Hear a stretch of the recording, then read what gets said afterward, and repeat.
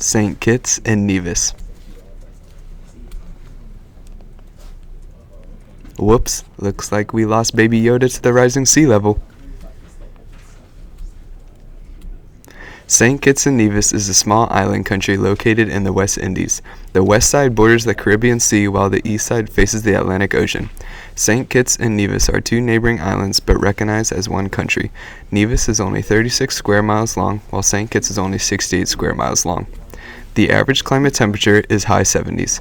St. Kitts has a population of 40,000 and is primarily African descent.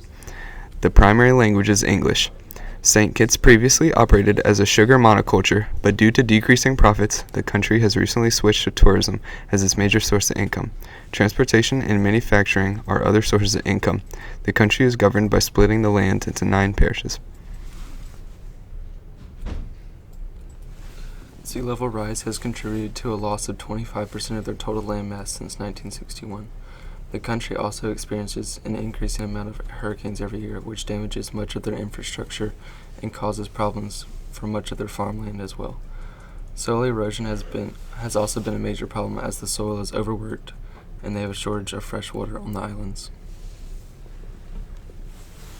Some of the impacts of climate change on the islands can be the intensification of storms, sea level rises, ocean acidification, sea level rises, and in the water, the aquatic life will perish as the ocean acidifies more.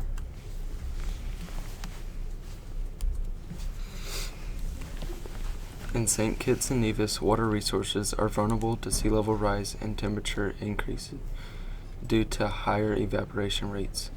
Given the centrality of groundwater resources to the national water supply, the problem of water resources is primarily one of